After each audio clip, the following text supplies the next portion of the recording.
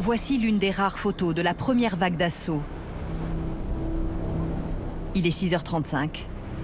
Au cours de la première heure, les unités américaines subissent 30% de pertes.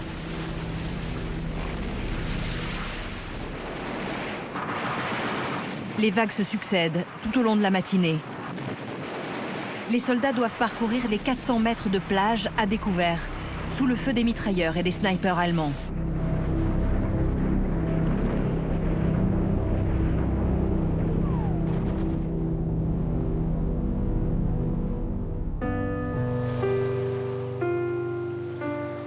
À la fin du jour, les corps jonchent la plage.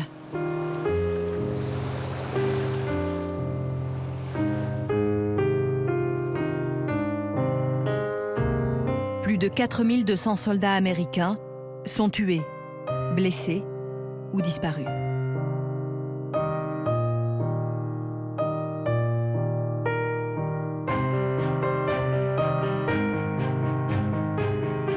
Sur les hauteurs, face à la mer, 9387 soldats tombés lors de la bataille de Normandie reposent en terre américaine.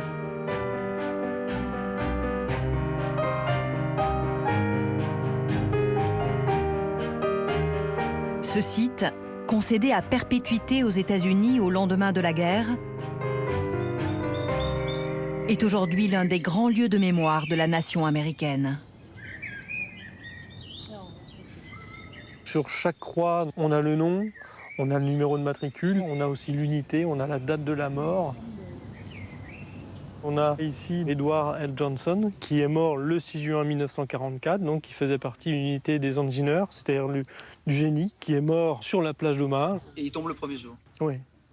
Quelques heures, peut-être même quelques minutes après qu'il ait touché le sable.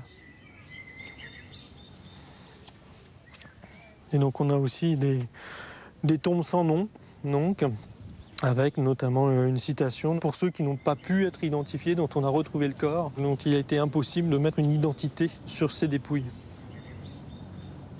Lorsqu'on vient à Omaha, le lieu de passage obligé, c'est ici, c'est qu'on comprend véritablement le poids du sacrifice qu'ont dû consentir les Américains.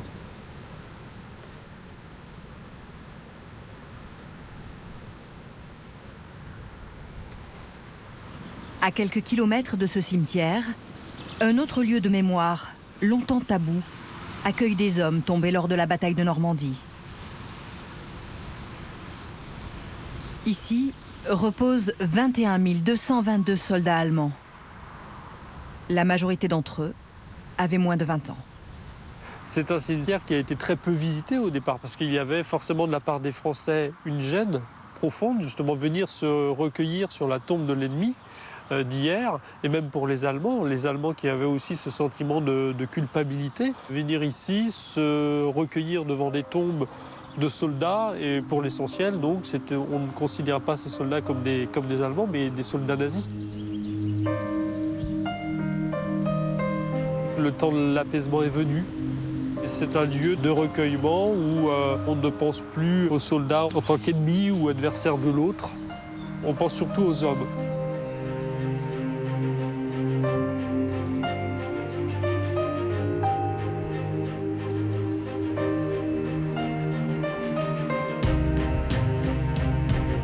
Autre témoin de ces événements dramatiques, ces bunkers qui ponctuent la côte normande.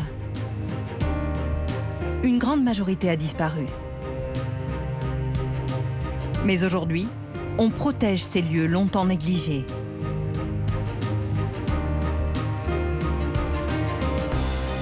Comme à la pointe du Hoc. Cet éperon rocheux est un haut lieu du débarquement.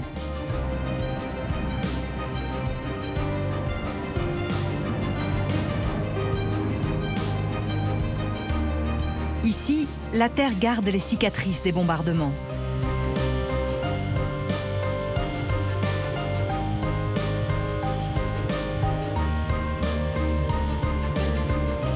Il y a quelques années, ce site historique a pourtant bien failli disparaître, emporté par la mer qui ronge la côte.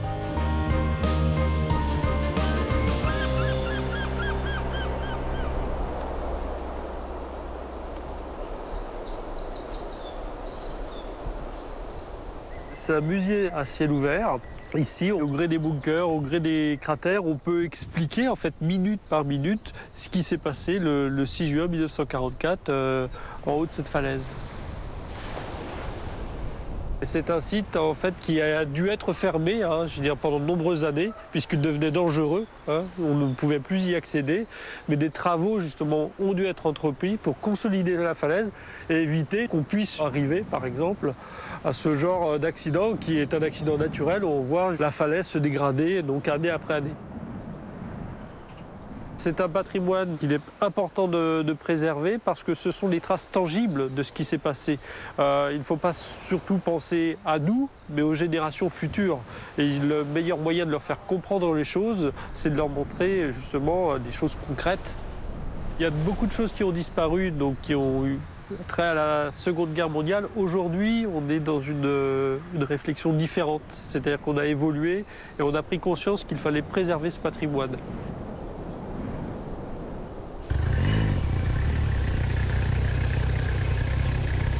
Malheureusement, tous les vestiges du débarquement ne pourront pas être sauvés. Ce matin, Christophe Prime embarque avec Laurent Serrault, un plongeur et pêcheur d'Arromanches. Régulièrement, il inspecte un ouvrage qui va disparaître à jamais dans la Manche. Année après année, c'est vrai que ces structures en béton qui n'étaient pas faites pour résister aussi longtemps, elles sont désagrégées en fait par la houle, par les tempêtes et ils disparaissent peu à peu. Ces caissons sont les vestiges d'une construction qui fut l'un des plus grands défis techniques de l'opération Overlord. Le port artificiel Mulberry.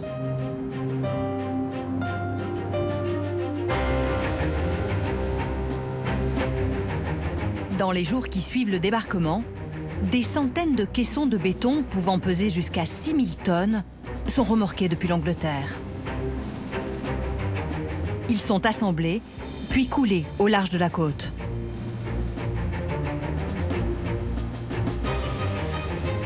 On réalise ainsi un brise-lames de plusieurs kilomètres.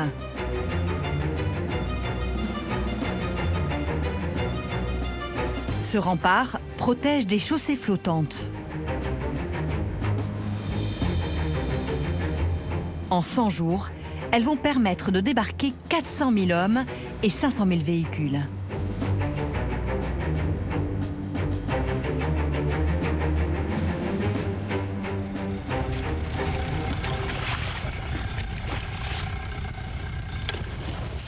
Laurent Serrault plonge régulièrement sur le site du port Mulberry.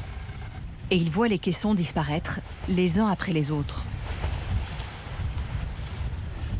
Au fur et à mesure des années, après chaque tempête, ils finissent par se casser. Il faut savoir que c'est essentiellement les structures métalliques qui rouillent, comme on peut le voir, qui finissent par gonfler et faire éclater le béton. Donc, la majorité effectivement du port artificiel subit les attaques du temps et de la mer chaque année. Alors c'est un de ceux effectivement qui paraît en très bon état de conservation. Moi je plonge beaucoup ici, donc on voit qu'en fait dans le fond, toutes les ferrailles sont complètement rouillées. Et en fait ils finissent par s'oxyder par le pied. Et ils cassent par le pied et après ils tombent sur eux-mêmes, ils s'écroulent sur eux-mêmes. Donc on peut imaginer que celui-là, dans quelques décennies, il sera plus là? Ça c'est un ponton qui tiendra encore une quinzaine d'années peut-être, à la vitesse à laquelle il se désagrège. Il est difficile de les protéger, comme ils sont totalement immergés au large, il y a peu de choses à faire. C'est une mémoire, c'est surtout une mémoire visuelle. Les gens viennent ici pour voir justement ce port artificiel, ou du moins ce qu'il en reste. Donc c'est vrai que s'ils ne sont plus là, il n'y aura plus cette charge émotionnelle en fait sur ces lieux.